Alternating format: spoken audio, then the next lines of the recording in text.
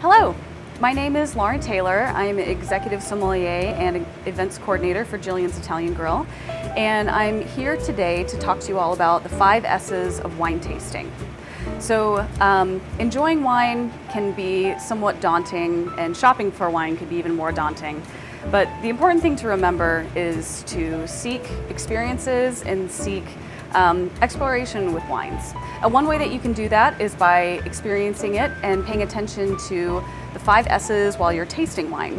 So our first S, you encounter wine with all of your senses, and this is a way to have a checklist so that you can gauge each of those senses every time that you encounter wine, so that you can put it in your memory banks, have that as a reference for the next time that you encounter, and continue building upon those.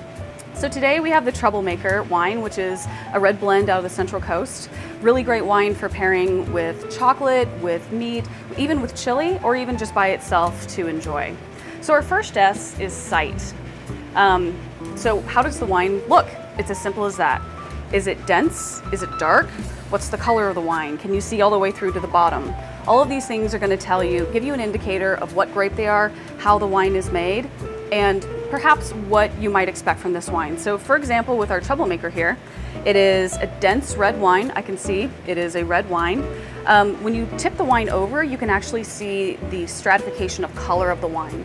If it's very dense right in the heart of it, red wines can be anywhere from a pale red or even a brick red all the way down to like a dense violet. Those are all going to be indicators of varietal or what type of grape makes up that wine. Reflectiveness may mean if the wine is filtered or not. If a wine is really brilliant, has a lot of clarity, it probably means that it's filtered. If it's a little denser, harder to see through, it can be the type of grape or it can be how it's made. So our second S is smell. You're going to smell once to get the aroma of the wine and to kind of prime your palate for the wine. Then you will move on to our third S, which is swirl, and that helps to aerate the wine. It helps all of those intense flavors to stretch out. It helps for some of the delicate flavors that you get in white wines and sweet wines to also emerge from the wine. Then you'll smell again to get the full aroma and bouquet of the wine. Aroma and bouquet, aroma is going to be the characteristics of the grape itself, whereas bouquet might be something that the winemaker has done to the wine to express it. Aroma could be something, for this wine in particular, could be dark cherries or raspberries for the Syrah and Grenache that are in this wine, whereas the bouquet might be chocolatey notes, maybe a little bit of cream that comes from the oak aging of this wine. So now we get to the fun part, our fourth S, which is sip.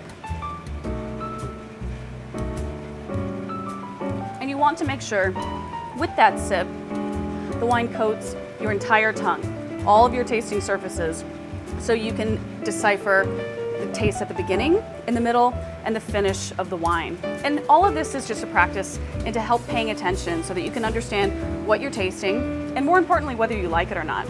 So finally, our fifth S, which is savor.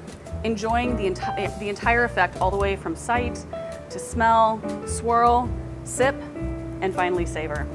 And ultimately, the most important thing to know about wine is your own preference, whether you like it or not. And you only build that through experience and practice. So I hope this has been helpful today and that you enjoy wines today and for your Valentine's Day and future encounters. Cheers.